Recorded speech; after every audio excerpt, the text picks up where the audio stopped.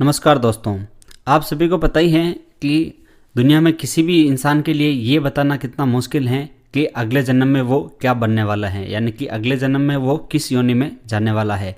लेकिन विष्णु पुराण में एक वर्णन आता है एक कथा का। उस कथा के माध्यम से ये बताया गया है कि आप अगले जन्म में क्या बन सकते हैं।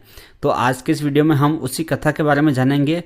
और अगर आपको कथा अच्छी लगे तो वीडियो को लाइक अवश्य करना, और चैनल पर पहली बार आए तो चैनल को सब्सक्राइब करना मत भूलना। वीडियो को लाइक करना, चैनल को सब्सक्राइब करना और अपने दोस्तों के साथ भी शेयर करना। चलिए दोस्तों, आज का वीडियो शुरू करते हैं।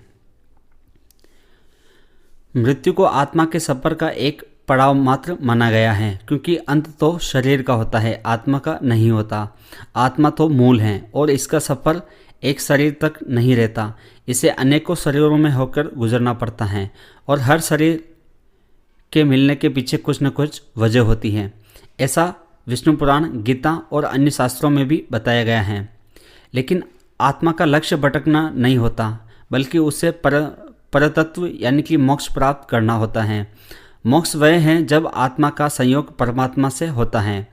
परमात्मा को प्राप्त करने के लिए ही आत्मा विभिन्न शरीरों को प्राप्त करते हुए अंत में अगर वो अच्छे कर्म करता है तो परमात्मा में विलीन हो जाती हैं। लेकिन विष्णु पुराण में बताई गई एक कथा है जिसका नाम है राजा जड़भरत की कथा। उस कथा के माध्यम से विष्णु पुराण में ये बताने का प्रयास किया गया है कि मरणोपरांत आपके जो विचार होंगे, उन्हीं विचारों के उपरांत आपका जन्म अगले योनि में किस प्रकार होगा, ये आप अंदाज़ा लगा सकते हैं।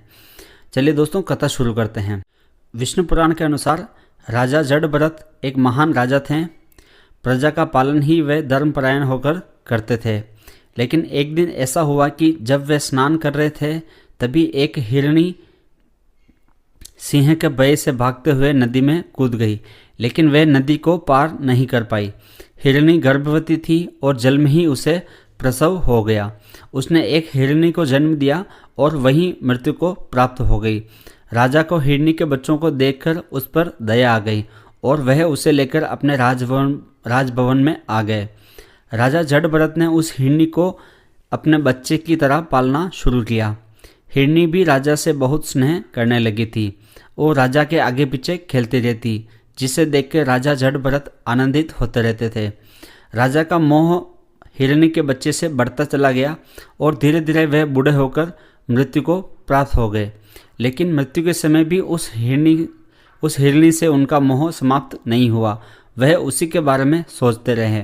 परिणाम यह हुआ कि उन्हें मनुष्य योनि से एक पशु योनि में जाना पड़ा।